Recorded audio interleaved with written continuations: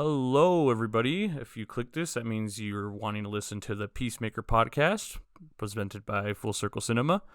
And today I'm joined by two hosts again. This time, co-host Christian has returned, lead news writer on Full Circle Cinema. I am back. Thanks you for having me back, Ernesto. Of course. And also, again, joining me is another basically co-host at this point, Jackson Hayes.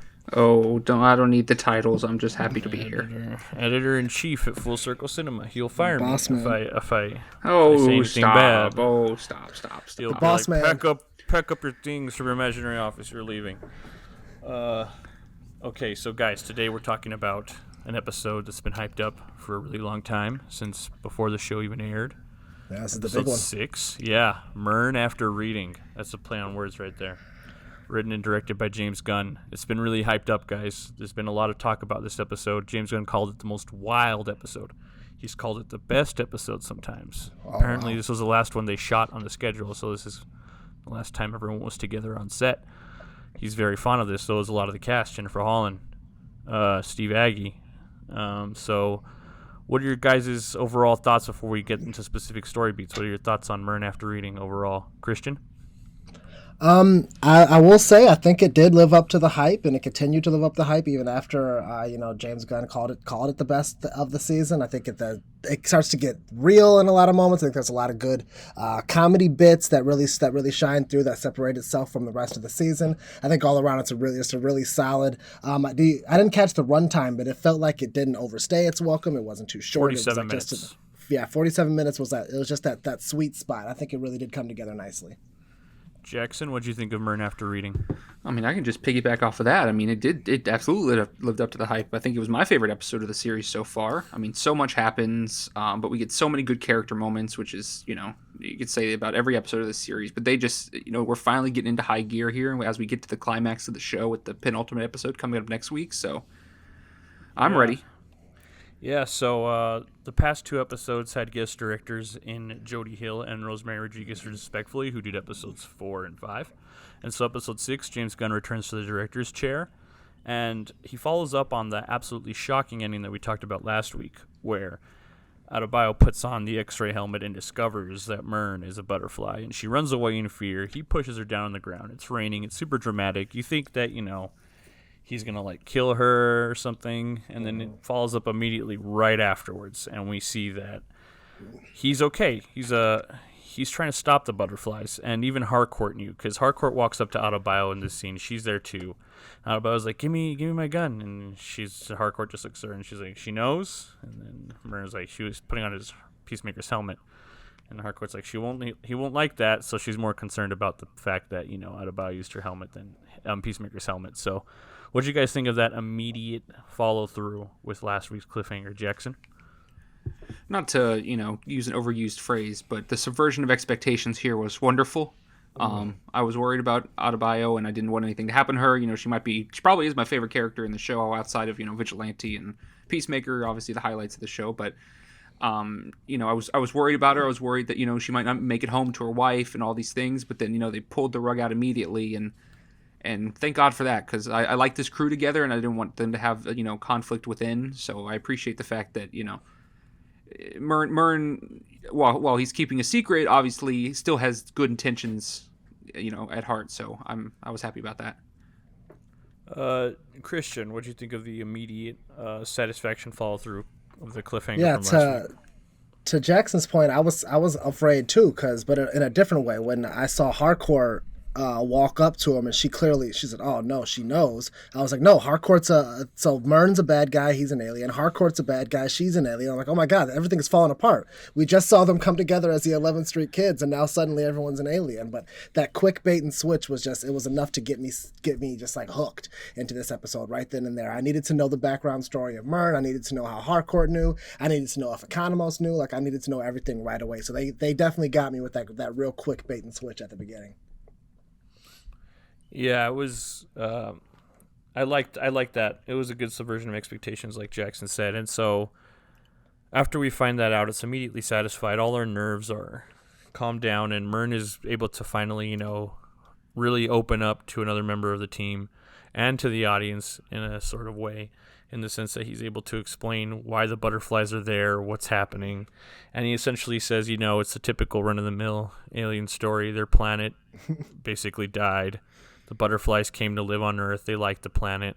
But then their leader, Goff, who's a female, she decides that they want to take over the planet. So they start leeching, which means that they start taking over bodies that are like people in positions of power, like the senator from the episode, and other sorts of beings, so that they could sort of essentially slowly, bit by bit, take over the planet. And the butterfly that took over Murn doesn't agree with that, so he took the body of Murn, and Adebayo was like, "You took over somebody's body," and he's like, "I had to." He was the toughest person I could find. And I think it's a really nice moment for the actor who plays Murn to really show his emotional chops in a really tender moment, in which he sort of explains that he has all of his memories. He didn't want to do it, and he lives with the weight of it. When he wakes up to his memories, and he sees that he had the potential to become a good person again, despite all the bad things that Murn, the person, did before the butterfly took over him, and he became a whole different person entirely. He saw inside of him and his memories and his feelings that he had the ability to be a better person, and that's, I think, a through line through a lot of James Gunn's projects. When she gets some shitty people, and he shows that a lot of people have the potential to be good again. What do you guys think of that moment between Adebayo and Murn, where he explains the lore of the butterflies and also explains a little bit of his character? Christian? Yeah, I dug that. I think throughout the show so far, Murn's character, they've kind of been like whispering behind his back, like, "Oh, what do you think about the things he's done?" And like they never really explained it. And, he was an assassin. He did some pretty terrible things, and that's how he got on Amanda Waller's radar to begin with, right? So to see that he wasn't just some monster who was trying to make amends for it, but like he was chosen for a reason by this particular butterfly who does feel emotions clearly. Like if he disagreed with the leader butterfly, there was that bit a couple of episodes ago where he's like, "I don't feel things the way normal people do." Like clearly this butterfly does have emotions. He has a conscience. He has some moral code or some moral compass. And I think that this episode really gave, and I don't want to say the actor's name either because I don't want to butcher it, but I think this episode kind of explained why, James Gunn chose him for that mysterious key role that he's going to be in Guardians of the Galaxy 3, right? Like he said he's getting the role that every actor in Hollywood wanted, and it's clear to see just from these moments. Like there's so much emotion that he's eliciting, and there's just so much, the way he's using his face and the way he's like his dialect and the way he's choosing to put emphasis on key words, like the background of Murn right here and the butterfly that's inhabiting Murn's mind was just it was a beautiful acting by that actor for sure. Jackson, what'd you think of Murn's emotional moment? I was finally happy to let him let loose a little bit. He's been kept under wraps for most of the show, and we've only gotten teases of kind of what kind of person he is. And obviously, right as Christian mentioned, they alluded to the fact about these horrible things that he had done. He's a ruthless killer and all that. But we finally get this moment where he just lays it all out. Everything's on the table, and he finally gets to explain, his motives and why he's here, what he's trying to do. And I found it really powerful. I think, he's just, a lowly creature just trying to get by, and he's just trying to make sure that, the home that he has found and the home that he's fallen in love with doesn't end up destroyed just like his last one. I think there's something really, poetic about that. Yeah, it's a great moment. And then he also provides a revelation that the source of all the butterflies' food is in one location. It comes from one thing that they call a cow. And so that's the key to stopping them. And right when he's about to explain what the cow is, I didn't notice this until Jackson pointed it out to me. It cuts abruptly right when he's about to explain it. And Adebayo's like, "What? A cow?" And then he's like, "Well, a cow is," and then it just cuts to the theme song immediately, which I thought was hilarious, to one of the greatest intros in a comic book television show. Isn't it? It's kind of crazy that we got all that Murn exposition before the credits even began. Like that's just a credit to how James Gunn is able to make us feel so strongly for people in such a short amount of time. Yeah, it's the pacing of the show. Jackson and I were talking about it's really, really well done. Like it's because there's 8 episodes in the season, and they gave us 7 to look at. Mm-hmm. I think it's like the sweet spot. It's not like 6 episodes is too less, I was telling Jackson, which is what we get with some of the Disney Plus shows. 9 was a bit too much in the case of WandaVision, I believe. And then Netflix sort of did overkill with their episode counts in some cases, in which things dragged on a little too long. But I think 8's the sweet spot for premium shows like this, honestly.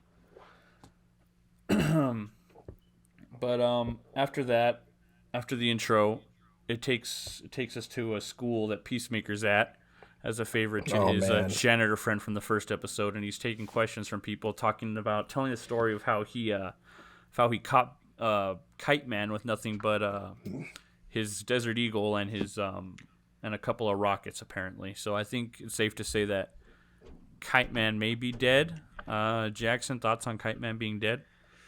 I mean, we had that newspaper last week that said he had apprehended him, quote unquote. But the way he's telling that story made it seem like he wasn't so patient with him, and just took him in. And I mean, I love the little girl talking about how gravity would have taken him out anyway if he was carrying that big what was it, a rock, the big whatever thing he was carrying. The gravity would have taken care of it, and obviously. Chris didn't like that very much. He doesn't want his accomplishments diminished. So yeah, I love that. I mean, I love that whole bit in the school. It was hilarious. Yeah, the whole school scene was really hilarious. There's this scene that makes me laugh so much when someone asks him if he met a Wonder Woman, and he's like, "Yeah, she was IFing me across the room," and the kid just goes, "Sick," like he thinks it's awesome. And the parent and teacher get all mad, but another classic example of Gunn's writing and directing is that the scene takes a really dark turn after a bunch of humorous questions where he calls Flash a douchebag and makes fun of how the kids look by describing them different ways by calling one the future Rubik's Cube champion. Somebody asks him if he has an origin story, and he gets flashbacks again of what happened to his brother, and it turns into like this really dark moment for a couple of seconds where he's like, not in the usual sense. And then he asks if anyone has questions, and they all clap for him, and he flexes. What do you guys think of that moment? Like this humorous scene that James Gunn sets up for us, and then it just gets dark. Christian? I think the bit in the school might be my favorite part of the whole series so far. Unless something in episode 8 comes out and wows me, like that was just like peak Gunn, peak John Cena interacting with little kids. And you said it, the kid that he calls like the future 2025 Rubik's Cube champion, like calls him a loser. It's like, I see right through you. Like it's just like it's just like the funniest thing in the world to see this guy who has this like elevated sense of self like Peacemaker does. Like he thinks he's a superhero. He thinks he's on level of Aquaman and Batman and Superman, and he's literally being humbled by a bunch of little kids. Like it's such a solid character moment. And you're right, like one has to imagine that given the videos that we've seen from like James Gunn and John Cena where he's in their ear feeding them improvised lines, like imagine how much fun they had with those little kids on the day on that set. Like so hilarious, so well done, and just so true to Christopher Smith as a character. Honestly, I'm gonna say it. I think the what's the parent's name? Was it the janitor of the hospital, Jamil? Yeah, something like that. I need more of that character. That character is so hilarious. He like humanizes Christopher Smith in a way that I think no one on the crew really does. Like he sees him as a superhero, so he's trying to flaunt that. He's trying to use this elevated sense of self that Christopher Smith has to his advantage. Like I think that's hilarious, and I wish we would have got more of Jamil throughout the season. Jackson, what do you think of that classroom scene as a whole? I mean, I'm glad we got some further reflection on what happened to, Chris's brother and that whole situation, and just how he is learning that what his father did to him wasn't right. He has all these people telling him that, but he's slowly learning through all these experiences that maybe what happened to me wasn't cool, and maybe what happened to me shouldn't have. Rather than him just pushing it down and not dealing with it, and just, feeding into what his father made him. He's finally starting to understand, and like that pep talk with Jamil, I mean, it meant more. I think it meant more to him than than the show let on. I mean, he wants to be the superhero, but the fact that someone sees him as that, despite all these people telling him he's just a killer and a prick and all these other things, I think it really meant a lot to him, and I think it showed up later on in the episode. Obviously, we'll get to it when he makes that big revelation. Yeah. It was a good moment, but then it's cut short by a terrible moment, which is Agee Smith, his father, finally getting out of jail because Sophie Song, as in the previous episode, Detective Sophie Song, got a warrant from Judge Judy to go after Peacemaker. Judge So Judy, hilarious.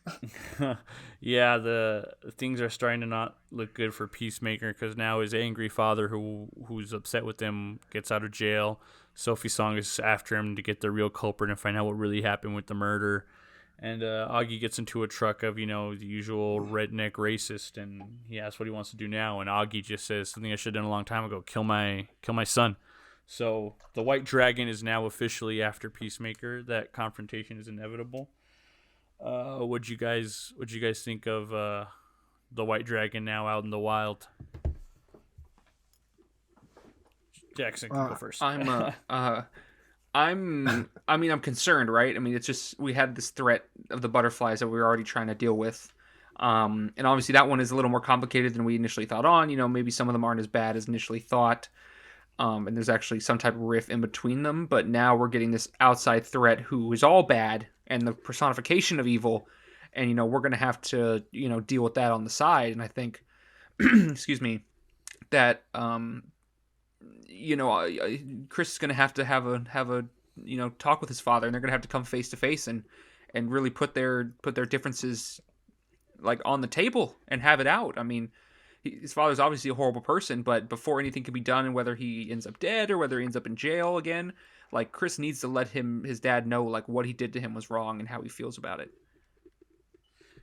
Christian, what do you think of this White Dragon development? Yeah, I agree with Jackson there that he's clearly like the most evil person that we've seen in the DCEU so far. But also like there's this like the semblance of power with him, right? Like he's got this trans-dimensional vortex just in his house. He got arrested, and all these white dudes are kneeling before him, just immediately seeing him. Like we don't know how big his army is yet. We don't know like what kind of numbers he has, what kind of powers or abilities that he has. So like Christopher Smith having to deal with these butterflies, which is still kind of a big mystery at this point, but also having his father, who we don't know like how powerful, how dangerous this guy just might be. Like the walls are starting to close in on Mr. Smith here, and it's kind of terrifying a little bit because he matter of factly, I gotta kill my son. I gotta go hook up with a girl, and I gotta kill my son. Like you got this evil man who we don't know how powerful he is. Like it's getting scary for our boy Christopher Smith for sure at this point. Yeah, Sophie's after him. His father's after him. He's got to deal with the butterflies. The whole thing, everything's starting to close in on him because there's only a couple episodes left, so everything needs to start crashing down on Peacemaker. But then we go back to the workplace and we discover, Adebayo's still uneasy about the whole butterfly thing, and apparently Economos knows too, but he pretends to not know because whenever they bring it up, he just covers his ears and he goes, la, la, la, I can't hear you, I don't know anything, because he doesn't want to have something from Waller because he's scared of her, which I thought was really funny. Steve Agee's John Economos continues to be the unsung hero of the show. I don't talk about him enough. He's great in this, and he's especially great in last week's episode and this episode. Can we talk about Steve Agee for like a second? Like he's been so good. Like being able to the chemistry with him and Cena has been hilarious. I've only known him as in the Suicide Squad and then as Outside Dave and my favorite show New Girl. So like just to be able to get to know him a little bit more in this role has been just a delight because he is just so charismatic and so hilarious. You've seen New Girl, right, Jackson? Oh yeah. I haven't. I'm ashamed to say that. I'm sorry. He plays a guy named Outside Dave who has like pet rocks and is always sleeping on people's cars, and they let him inside the apartment one time and he starts like shaving. Yeah, I just watched leg. that episode not too long ago where he ends up in there and just starts shaving in the bathroom and locks them out. It's hilarious. So funny. I only remember him from Guardians 2 as that really annoying Ravager. Yeah. With the big goggles. Yeah, that's right. Oh God, I forgot about that everything. too. Yeah, he's a good friend of Gunn, so he's in a lot of his projects, I assume. And so, there's uneasiness in the workplace. Like there's mutual distrust going around between a lot of characters, but they're still trying to stay together to get the job done. And it cuts back to Peacemaker's house. He's just chilling, eating breakfast. Vigilante comes in with his annoying knock on the door because Vigilante knocks a certain way and it annoys Peacemaker. And Vigilante discovers, he still has Goff, the butterfly. And he's like, why do you still have it?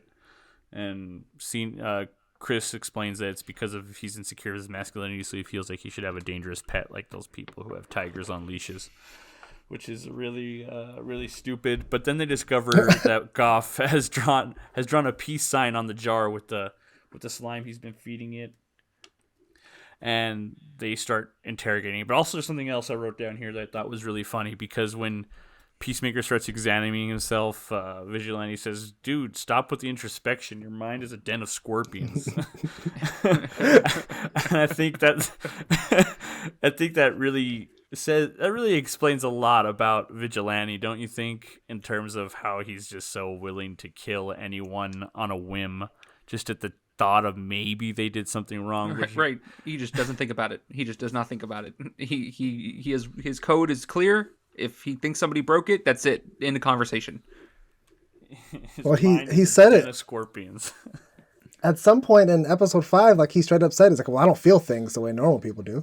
And that was it. Just so dry, just so matter of fact. I don't feel things the way you guys do. This is a good time. I've thought this the entire time, and I'm not sure if this is intentional or not, but does he not appear very much like, like a 80s serial killer, like a Jeffrey Dahmer type? Like, just the glasses, the haircut. It looks exactly like a Ted Bundy, like Jeffrey Dahmer type. I've just always thought, since like I thought that like episode 3 or 4, and I was like maybe, I don't know, but like as it's gone on and he's like started talking, I'm like I think there's something there, because the glasses are very funny. 80s, and so I think they went for some type of this guy's kind of off the rails here.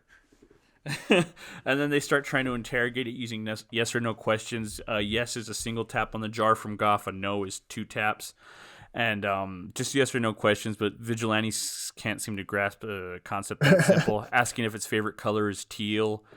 And they both start listing off cliche alien movies. And here's another weird look at Vigilante's psyche, because as they're bringing up different movies for references, like, are you gonna play us a crappy song like in Close Encounters? And then Vigilante says, "Are you going to impregnate us like an alien and something will come out of our chest?" And it says no. And then he goes, "Oh," Peacemaker's like, "Why are you sad about that?" And Vigilante's like, "No, I'll never get. How else will I be able to experience motherhood?" And it's just like so funny. Like, it's just so James Gunn, man. The way he writes his deranged characters are just the best. But unbeknownst to Peacemaker and Vigilante during this entire interrogation, Sophie Song and the police department have encircled his trailer, and Murn and the team can't seem to get a hold of Peacemaker to warn him that he's about to be arrested because White Dragon's out of jail and now they're coming for him. So what'd you guys think of that whole escape scene where Peacemaker and Vigilante try to escape from the police? Christian? Oh my God, it was so intense. I want to circle back with the movie bit. Vigilante kind of alludes that his favorite movie is Three Amigos, right? Like that. I wasn't the only one that picked up on that. Yeah, Three Amigos. I thought you might want to watch a movie later. Three Amigos is Vigilante's favorite movie. Of course, Three Amigos is his favorite movie. But I think this is another fine example of how James Gunn is able to shift that tone so quick, because like suddenly they're goofing around with a butterfly in a jar, they're talking about colors and Vigilante experiencing motherhood and all that, but suddenly like the tension gets real all of a sudden. They're being surrounded and like time is running out. Murn is frantically trying to get Christopher Smith on the phone, and like these cops are surrounding him and they're still playing around with the butterfly. Like, it's just such an intense moment. And it's almost like, oh my God, is he going to escape? Are they going to escape? How are they going to escape? Like, so many questions running through your mind at that time. Jackson, what'd you think of the Vigilante and Peacemaker dynamic and their escape? I mean, it was classic. Peacemaker takes charge, which he usually tends to do in these situations with Vigilante. He gets Eagly out, he gets himself out, and then he tells him to take care of Goff. And then, of course, Vigilante, being who Vigilante is, instead of just handing the jar to Chris, who's already outside, he tapes it to himself so his hands are free in case of any type of attack, right? 'Cause he always has to think ahead, the craziest scenario. I thought it was good. I will say, though, a little bit of disbelief there.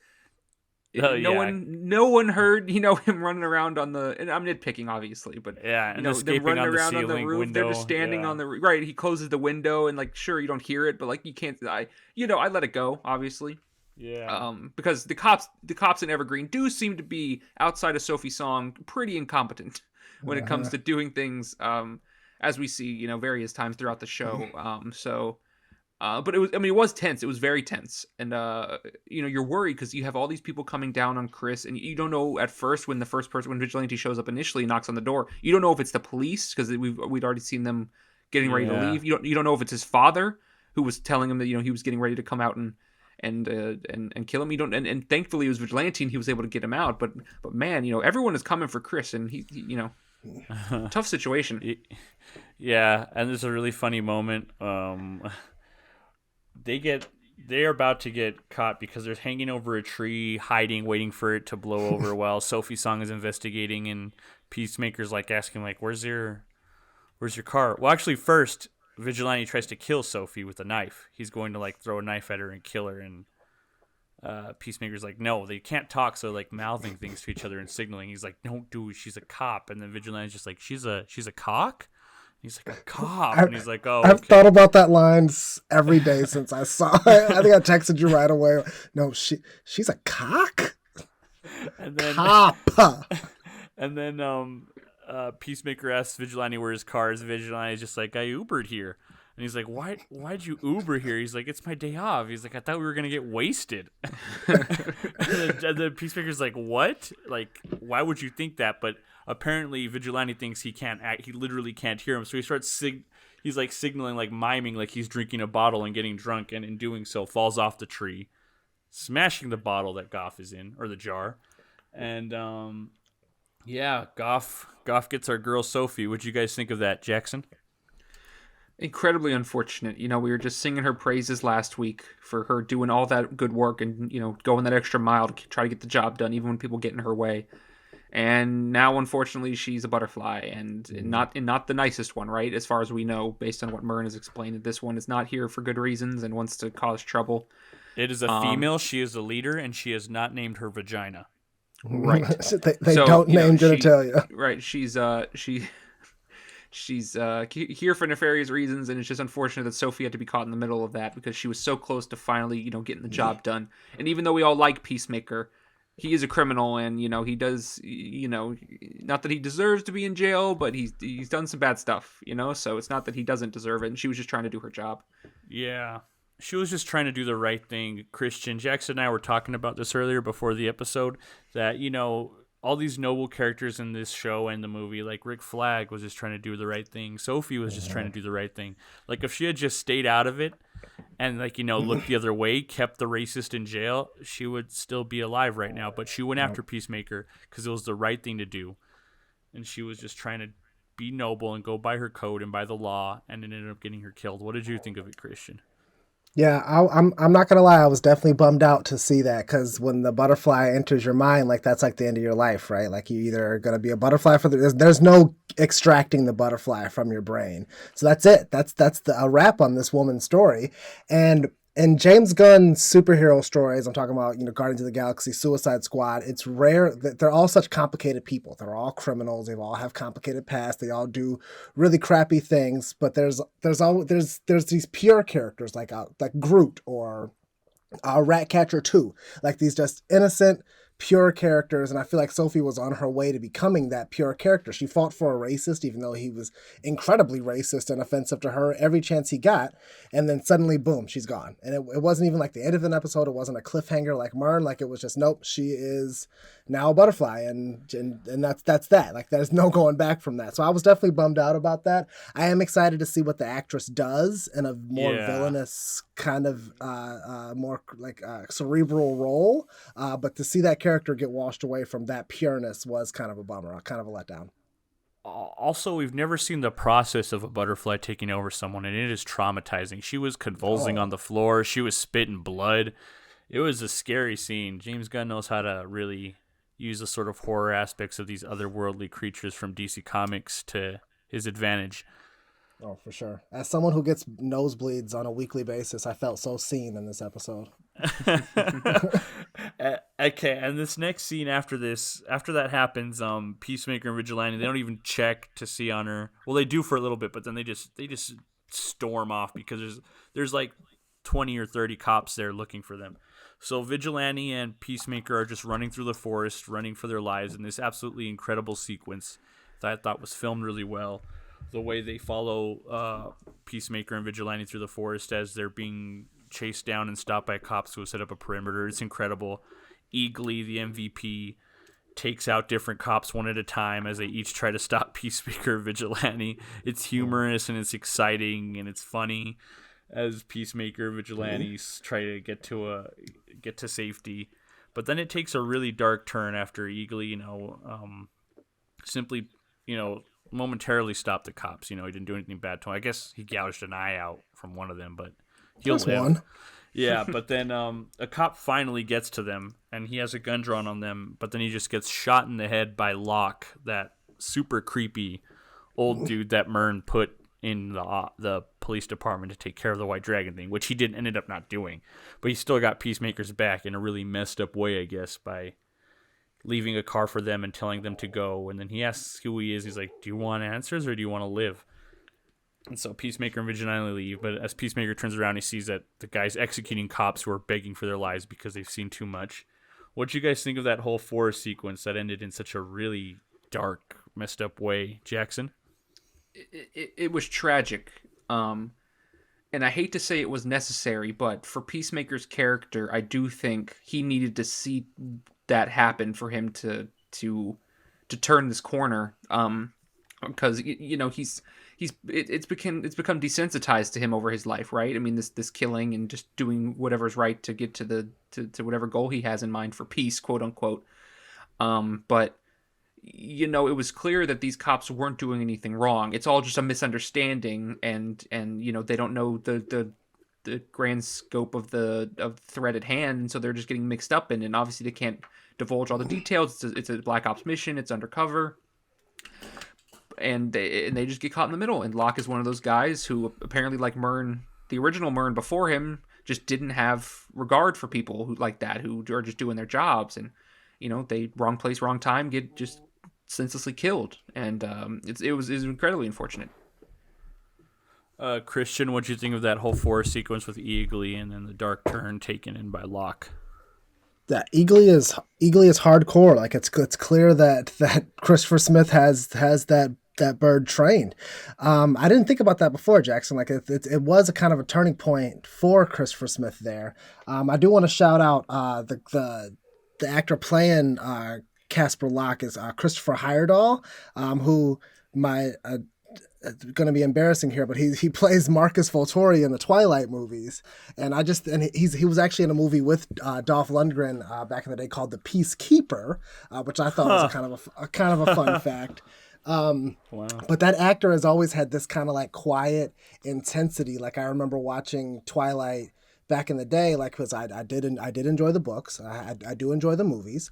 But he was always like, he was the quiet one. He was the slow talking one. Like this actor has a lot of like quiet intensity to him. And I think he was the perfect choice to play this like relentless, ruthless, heartless, merciless killer that finally opens the door, like Jackson said, for Christopher Smith to kind of be like, okay, those cops didn't do anything wrong. We were going to escape, right? He didn't have to execute them the way he did. I just really love that actor. That actor is incredible, and I was thrilled to see him. But yeah, I hadn't thought about that until this moment right here, that he's kind of open. He is like what Peacekeeper or Peacemaker could become one of these days, right? If he doesn't turn it around.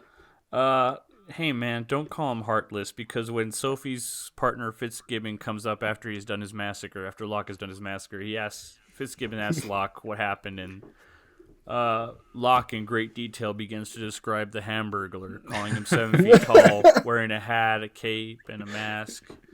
And he just ran off in that direction, making the noise that the Hamburglar makes. Just like flawless dry What'd you think of that wind. scene, Jackson? I'll tell you, I laughed harder than I probably laughed in a long time. Because at the time he started describing it, and I wasn't putting it together. I was like, Vigilante? I was like, what is he talking about? Yeah. And then He says it's so deadpan. That's why you were thinking that way. Fitz walks away, and he's like, "I think you're describing the hamburger." Like, oh my lord, just so good. And then Sophie Song taken over by the butterfly. She's just like, the McDonald's mascot. It wasn't him. So everyone's so deadpan. If Fitz is losing his mind, he's like, "What is going on?" I feel here? so bad for poor Fitzgibbon. Fitz. He doesn't know what's happening. He doesn't know his partner is just gone already, and he's still talking to her, trying to tell her that she has a brain injury. And she's like, "No, I need to go call some friends," and she takes off. And then it goes back to Peacemaker and Vigilante in the car. He's trying to call Harcourt. Vigilante freaks out. No, they're going to track us. Breaks his blue iPhone. Throws it out the window. Peacemaker gets so angry. He's like, it was already secure. Can't be tracked. I had so many cute pictures of Eagly on that. And Vigilante's just like, oh, sorry. And so Peacemaker in anger takes his phone instead. Puts in his password, which happens to be Peacemaker's birthday, which is really creepy also. And the latest search I know my own birthday, dude. What'd you think of his search history, Christian? All right, it just exposed me. I saw that scene and I was like, damn, he just like me for real. Taylor Swift's sexy butt. Why'd you search Taylor Swift's sexy butt? Oh, that's just because I wanted to see pictures of her sexy butt. What'd you think of him not being ashamed of it, Jackson? Wasn't embarrassed. It's so good. It's so good. I mean, Vigilante is such a character, and he just decides to come clean. He's like, because that's what I wanted to see. What do you think I searched it for? Like, why are you asking me? Like, you know why? I mean, it's good. You know, Vigilante clearly has a type. So that's so funny. But anyways, they get back to their little office workspace, and that's when the tensions finally roll over. I think. Murn and Peacemaker are getting mad at each other. Peacemaker's just tired of everyone not telling him anything. He's getting mad that Murn's guy Locke just killed all those cops, and Murn and Peacemaker are just staring each other down super intense because they're mad at what each did because they find out that he kept Goff. And much like Jackson thought, Peacemaker says, it's because nobody wasn't telling me anything, and I don't trust any of you, so I was going to get answers out of that, so that's why I kept it. And they're all getting mad at each other.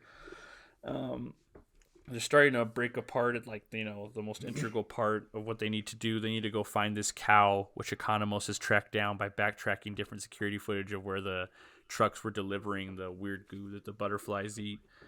What do you guys think of what's going on with the team right now and the tensions and Peacemaker just being tired of all of the secrets and most importantly, Adebayo, avoiding him because she feels bad at what she did, planning the diary, which Locke found luckily.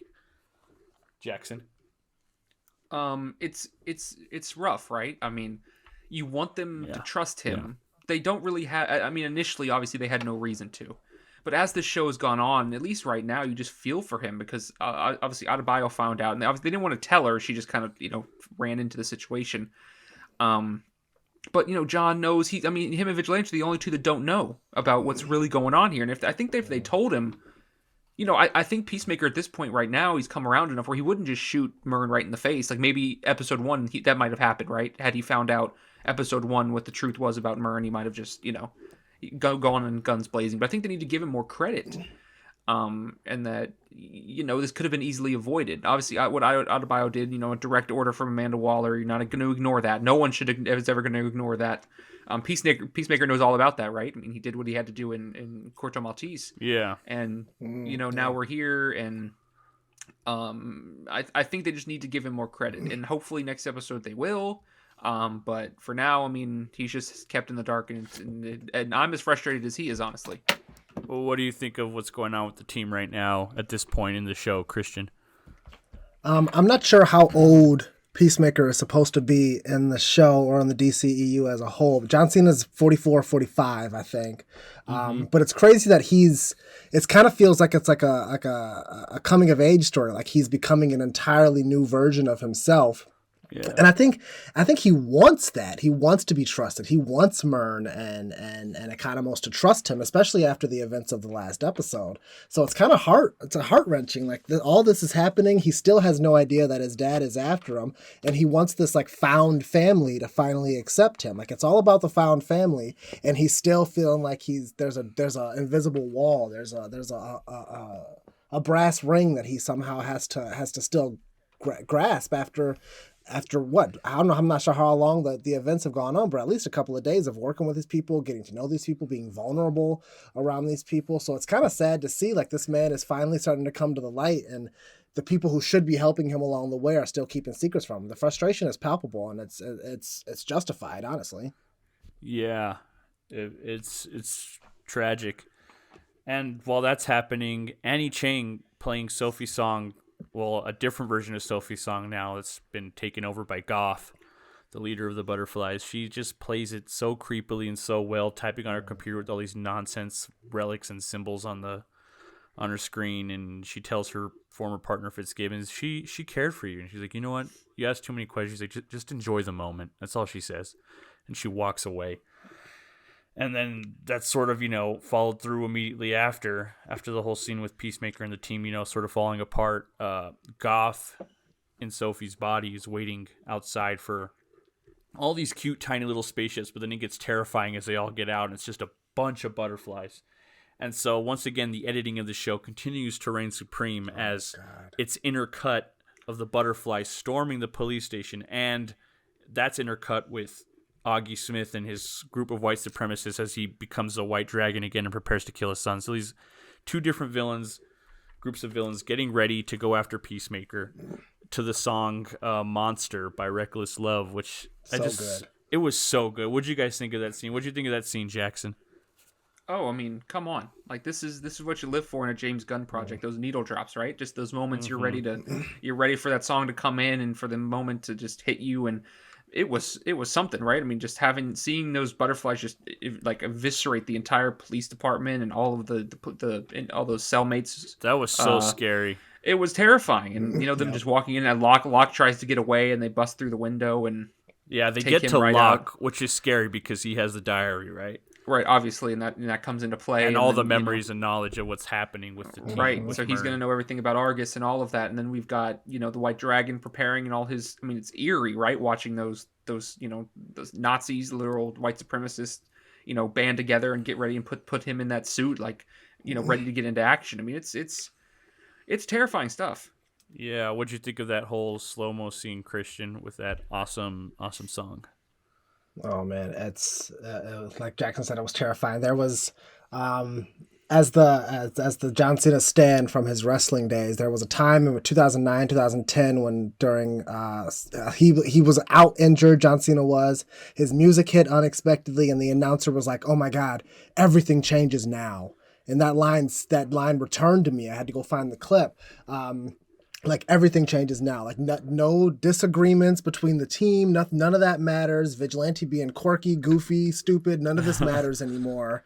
Like because hell is coming down to rain upon this team right now from all angles. Like that last scene of the butterfly Sophie song, like just being surrounded. Like this is intense, and it's such a larger scale than what I expected when this show was first announced. Like there's a lot coming in these final two episodes. The threat feels very real, and it feels very scary. There's this particular thing, the actors in this show, oh my God, I don't know what James Gunn told them to do or how to do it or what they did, but there's this scene at the end. First of all, it's terrifying because there's a bunch of bodies on the floor all convulsing and spitting blood. It looks like a horror movie. But then they all get up, and they're all walking down this hallway slow-mo to this song, and they've all just got the creepiest smiles. Like, they're all smiling so creepy. Sophie's song, Locke, one of the white supremacist prisoners from the episode, like, and all the different police. They've all got just, like... Poor Fitz. The most terrifying, I think that's it's a reference to a line Sophie had earlier in the episode where she says, every time you get into a new body, like, everyone smiles differently, right? The muscles move differently. Not everyone smiles differently, and they all just start smiling at the same time. Basically, relearning this skill in this new body that they're taking over. All these poor people who were just caught in the middle of this situation. It's so creepy. Nuts, absolutely nuts, all of it. Yeah, and then right after that absolutely incredibly scary moment, it cuts away immediately to Adebayo with her wife Kia, who finally's come to like comfort her and help her through this time. And Adebayo opens up to her saying that, I feel like I owe something to my mother to tell her Murn's a butterfly. I feel like I owe something to Peacemaker, to these people, to this group of people. I feel bad. I almost betrayed him. I think he was taken care of, but what she doesn't know is that, Locke's a butterfly now. But she just feels so bad about everything, and Kia just tells her to leave. Like you don't know anyone anything. They'll figure out that they should just go back to Gotham They should just go back to Gotham and go back to their lives. And then right after that is another intimate moment with Harcourt putting a Dove of Peace on Peacemaker's P90, and he's a jerk about it. He's like, oh, it's the wrong way. He's like, oh, but thank you. And then he reveals, he's like, I don't think it's about the Dove of Peace. I just think I don't want to kill anymore. And then Harcourt's like, you're really having this crisis now? And he's like, no, I don't have a problem killing aliens, but I just mean like humans and people. Like, I don't know if I want to do this anymore. And, Harcourt comforts him, reassures him, and she calls him Chris finally. And she says she doesn't think that he's as big of a piece of shit anymore as she used to think. So they're finally bonding. And she even tells him her first name, which is Amelia. So what do you guys think of these two back-to-back character moments after that terrifying sequence, Christian? I think it's a testament to, like, I didn't know Adebayo was going to be the co-star of the show. I didn't know her character thread was going to be as important to the series as it has been. So these two tender moments for these vastly different characters, both have varying parental issues, mommy issues, daddy issues. Like it's we're starting to actually get to know them, which is crazy because we've been with them for several hours. I did pick up on the Gotham thing. And I don't think I appreciated as much when Harcourt put the dove on there. I think I had forgotten about the, whenever I draw it, it looks like a ghost thing. Like I think I had forgotten about that part a little bit. So thank you for reminding me to that. But yeah, I do think it's high time that these characters start realizing who they are, what they're capable of. And I think these are the best versions of themselves, especially considering what they're facing. Jackson, what do you think of the two character moments that we got there? I was just so excited for the payoff. We're finally here. They're finally understanding who they are, what they should be doing. Adebayo in the beginning of the show, she just wanted to get the gig right and move on, right? She just wanted to get back on her feet and move on. And like it was not that easy, right? She's dealing with complicated people with complicated lives and complicated stories. And the same with Peacemaker. He thought everything was so straightforward. I'll do anything to get peace. Well, it's not that simple, right? There are innocent people in the way, and they don't deserve it. You have to help them along the way as well. And he's finally starting to put that together. And the fact that he's decided that he doesn't want to kill anymore. It's a testament to how far he's come and how much he's learned from everybody. Mostly Adebayo. She's been that friend to him. And finally, Harcourt does the same thing and kind of. He was bonding with Economos last episode. These people are mean something to him, and he's finally opening up to them, and it's great character growth finally after all these episodes. Yeah. So after that, Chris, without a home, on the run from the cops now, who are apparently looking for him. He doesn't know, his father's coming after him. The whole police department possessed by butterflies is coming after him. He doesn't know any of this. It's like the calm before the storm, I guess. He sits down, takes off his gloves, and he sits at the piano, and he starts playing it. And there's this beautiful shot because it pans down from his face, and it goes to towards the reflection of a desk or something. So you could see his hands playing, but also you see his reflection of his face off the piano or something or whatever the camera's focused on, because James Gunn, he loves using reflections like this. So you're still able to see his face and his emotion while he's playing the piano. And it's just this beautifully intimate scene. There's been intimate after intimate scene in this show that keeps on continuing trying to humanize Christopher Smith after everyone hated him in the Suicide Squad in a good way. But now people are starting to love him in a good way too. What'd you guys think of that scene where he plays the piano, Christian? Listen, John Cena is one of the most talented men on earth. This guy, him playing the piano was not just a bit. That was John Cena playing the piano for real. He has a couple of years ago, 2016, 2017, when he was with Nikki Bella, he recorded this super delicate cover version of the Pixies' Where's My Mind, I'm pretty sure, an all black and white. And this is a big hulking 16-time WWE World Heavyweight Champion just playing this smooth piano. The guy knows how to speak Mandarin. He is such a talented individual, and there's so many layers to him. So I think, similar to other James Gunn characters, he's allowing the actor to bring pieces of themselves into the character, kind of like what people are touting with the Book of Boba Fett. They're bringing that culture into the character, the fictional character. allowing John Cena just to be himself and open up to the world with the most popular show in the world right now was a beautiful thing. It brought a tear to my eye. Like seeing this big giant man that I've grown up loving for kicking ass on screen, like play the piano and get that moment. Like it was just like Christopher Smith is going to be in the top 3, top 5 of a lot of people's DC characters. And I think that moment right there is going to be one of the reasons why. Jackson? I mean, after that deep moment with Harcourt, I think this was the perfect moment of levity, just to sit there and for him to just like bare his soul in this music and just kind of let it all out. You know, I mean, he's wants to move away from the violence. You know, earlier in the show he was out with Vigilante shooting stuff and blowing up. You know, and that was how he's blowing off some steam. After that frustrating moment he had after, going on crying and nobody liking him and all of that. And now, he had a similarly emotional moment, but instead of going off and shooting a bunch of stuff, he decides to sit there and, like really reflect and play a song. And it was beautiful. He has an outlet, right? Like Christopher Smith has been tortured through his whole life by this racist dad taught to kill, but like behind the scenes, like you have to think, like as a kid growing up, as a teenager growing up, like did he teach himself how to play piano just to escape the noise that's around him? Like it's just such a beautiful, tender moment. Yeah, one that's unfortunately cut short by Vigilante going up to him and saying, "Dude, I thought you said you didn't keep a diary," because somebody asked him about it before, and he's like, "I don't have a diary, I have a notepad and I barely use it." So he goes to the television in the office and he sees Captain Locke and all the police officers who we know obviously are butterflies. Mm-hmm. And in this live broadcast on the news, they use the diary to pin everything that's happened these past few episodes on Peacemaker as like a crazy deranged lone gunman shooter type who's out to just go on a killing spree. And that the Peacemaker needs to be stopped at all costs because of what he's done. Like, it's not Argus, it's not Harcourt and Economos and Adebayo and Peacemaker. It's just Peacemaker because of this incriminating diary that isn't his, it's forged. And it just ends with, Peacemaker going, "What the fuck?" And then, the episode just ends. Another cliffhanger. And so, Peacemaker's in a pretty precarious situation. What do you guys think of the cliffhanger and the ending and how it's going to lead into the last 2 episodes of the show? Jackson?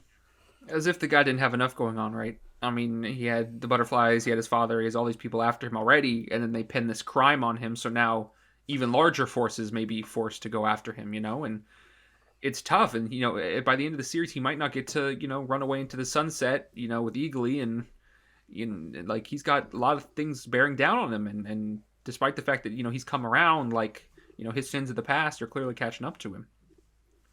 Christian? I would counter by asking you, Ernesto, how you feel about this. It's like the 3rd big cliffhanger in a row.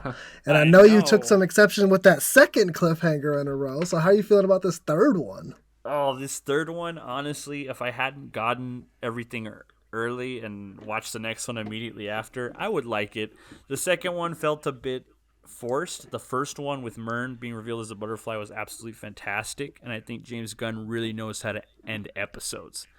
He really knows how to end it and leave you wanting more and wanting to watch the next one and the next one. This would have made a perfectly bingeable show, but I'm glad they're going for a weekly format. Jackson's pacing himself. He hasn't seen 7 yet because he has self-control. Okay. Unlike me, who watched all of them in one sitting and am instantly regretting it because I have to wait so long for the finale. But yeah, it was a really intense ending, and it gave me like chills in a way because the actor, once again, who plays Locke is fantastic. The way he delivered it, and he's like, every police station in the country has one goal now at this point: stop the Peacemaker. And once again, like Jackson always loves to say about the Jackson, if you want to say it, adding the makes everything better. The Batman, anything Spider-Man. else, the Spider, the everything, Suicide Squad.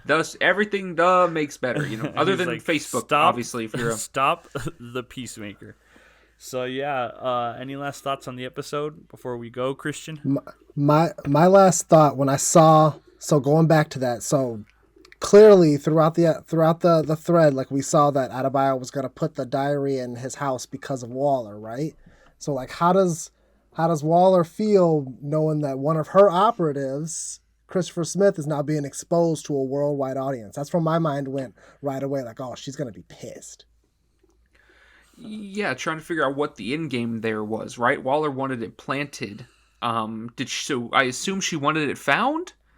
I guess she wanted him back in Belle Reve, I guess. Right back. Right. Yeah. It seems as if she wanted to reel him back in when the time was needed. So maybe after the mission was over, or for whatever reason. I mean, maybe we'll get more clarity down the line, obviously. But yeah, it's unclear what exactly her motive was. But she was clearly going to pin it on him at some point, right? I mean, why else would all the contents be in there? So she's made another enemy, clearly. Like, Peacemaker was on her side at one point, right? Maybe not so anymore, given the way she operates, but at least he wasn't an enemy. But maybe she's deranged. Like, make sure the drive isn't exposed from Corto Maltese. And sure, maybe right. She's like, all right, good job, you stopped it, but also you killed my guy who leads the Suicide Squad. So also now you're my enemy, also, even though that's what I told you to do.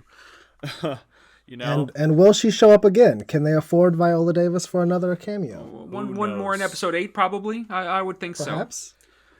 So. Yeah, so that was the episode, guys. Jackson, what'd you think of the ending and the episode overall? I mean, love the ending. Great cliffhanger. Yeah, with the week to week, I think it is better. With the cliffhangers, it's a little easier to go in and take it in. It does leave you wanting more. Obviously, and I'm very ready for episode 7 and episode 8, so gonna get into it. Yeah, guys, we're all getting into it. There's only 2 episodes left, and then Peacemaker season 1's over, and then the Peacemaker podcast is over, and then I'm never doing a podcast again. It's so sad. Rip. Yeah, it's the end of an era. Well, that's unfortunate. And you're never gonna hear my voice or Jackson's again. Anyways, I'm I'm getting too far ahead of myself. Thanks for listening, there a reason guys. for this? We'll talk about it later, Jackson. We'll talk about it later. Okay. Thanks for listening, guys, to Cliffhanger podcast. Cliffhanger. Oh. So if you want to follow us at Full Circle Cine, CINE, for Full Circle Cinema, our Twitter account, where we tweet all our articles, all our news, our scoops, our reviews, our features. And where can they find you on Twitter, Christian? At Kylo Cool 630. Yes, I am a Kylo Ren stan. All right, and Jackson, where can they find you on Twitter? We made a promise for you to follow some people. Oh, that's right. I didn't get any followers this week, unfortunaternately. So this one's gonna blow up. Just wait. Ooh. Okay, hopefully. So you can find me at JacksonA67, and I guess I'll jump off of what Ernesto said last week. I guess if you follow me, I have to follow you back. So. Go ahead. And you can follow me at thisis_Ernesto. I do not promise a follow. FullCircleCinema.com. Check it out. We also do written reviews and recaps for each episode as soon as they air, and other TV reviews. So be sure to check all that out. Thank you so much for listening, guys. Bye. Bye.